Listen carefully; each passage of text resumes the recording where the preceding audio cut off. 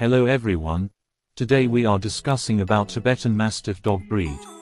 The Tibetan Mastiff Tibetan Robki Dogs Ki Senki, Romanized, Drokchi Ki, Dokki, Senki, lit.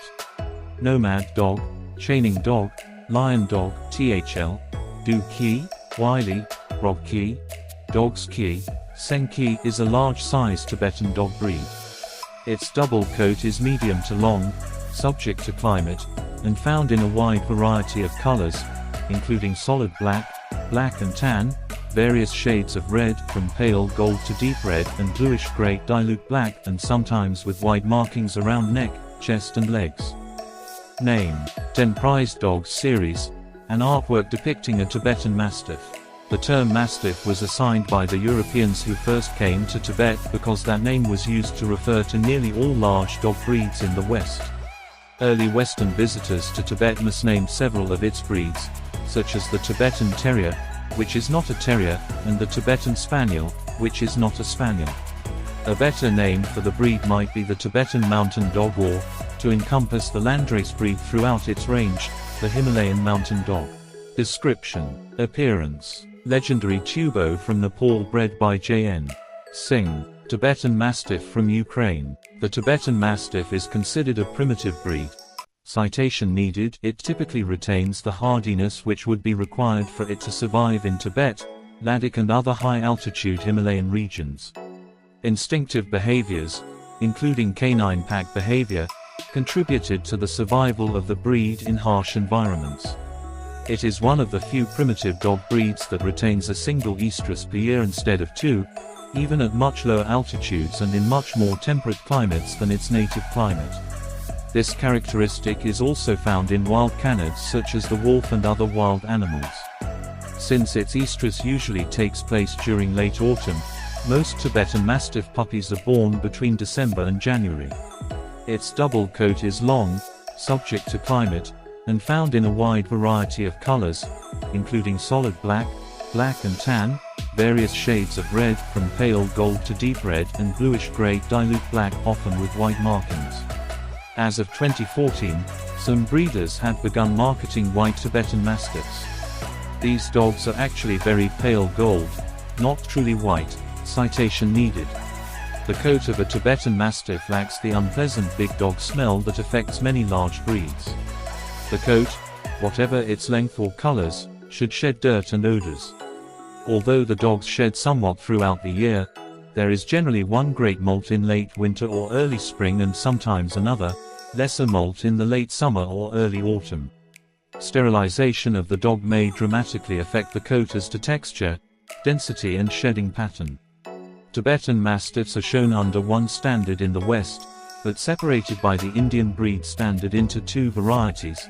Lion head smaller, exceptionally long hair from forehead to withers, creating a ruff or mane, and tiger head larger, shorter hair.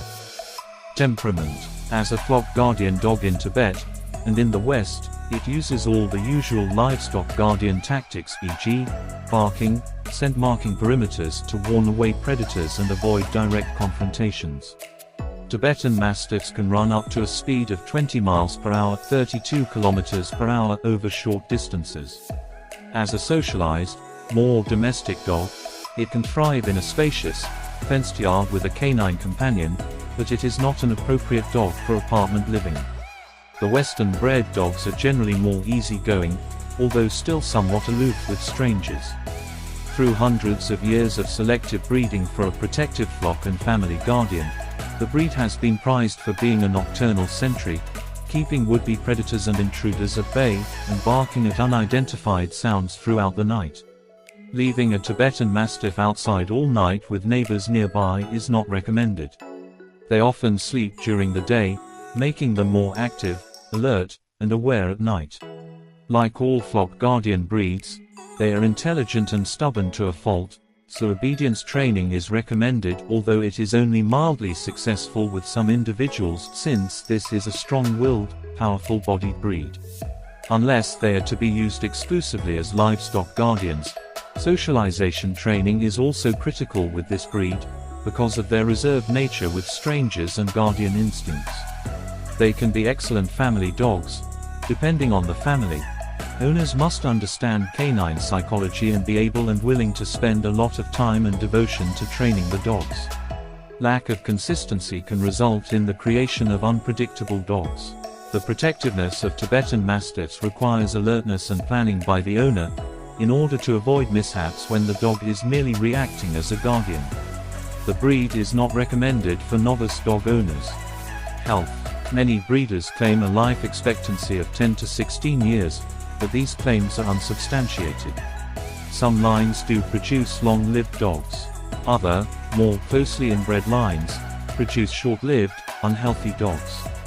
The breed has fewer genetic health problems than many breeds, but cases can be found of hypothyroidism, entropion, ectropion, dystichiosis, skin problems including allergies, autoimmune problems including Demodex, Addison's disease, Cushing's disease, missing teeth, malocclusion, overbite, underbite, dry mouth, cardiac problems, seizures, epilepsy, progressive retinal atrophy (PRA), cataracts, and small ear canals with a tendency for infection.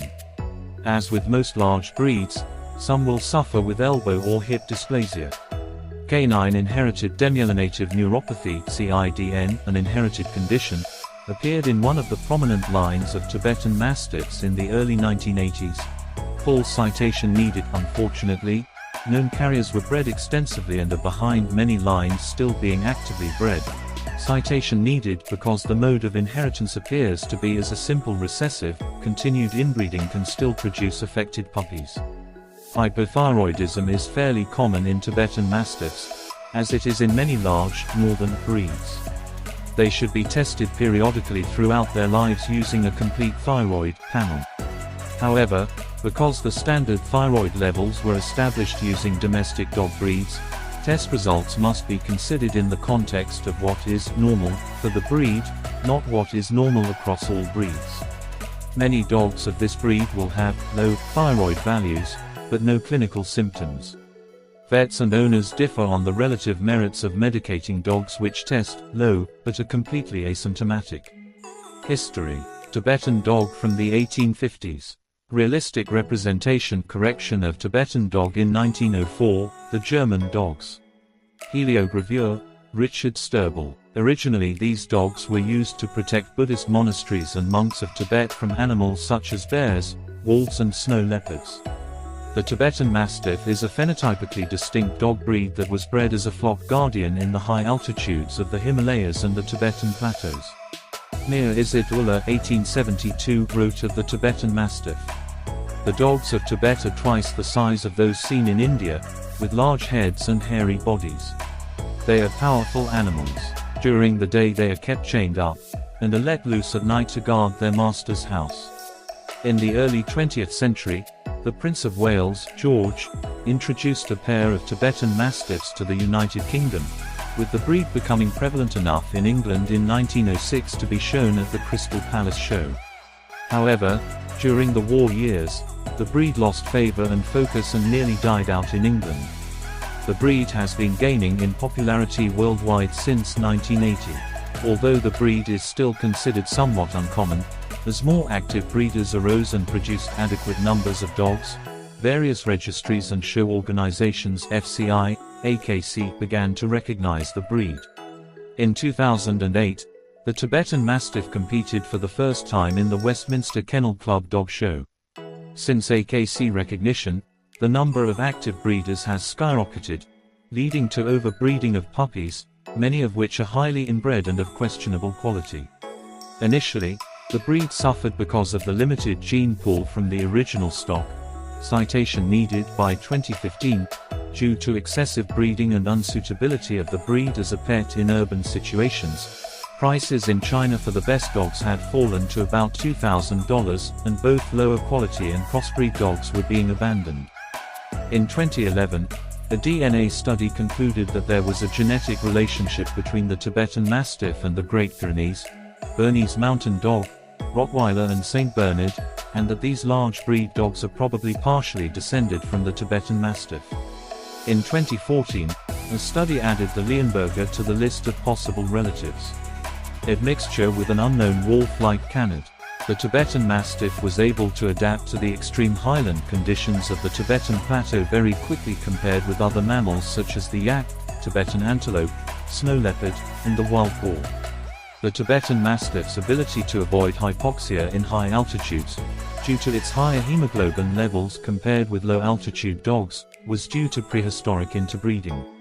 In 2020, a genomic analysis indicates that a ghost population of an unknown wolf-like canid which is deeply diverged from modern holictic wolves and dogs has contributed the EPAS1 allele found in both Himalayan wolves and dogs, and this allows them to live in high altitudes. Thanks for watching. Please do subscribe.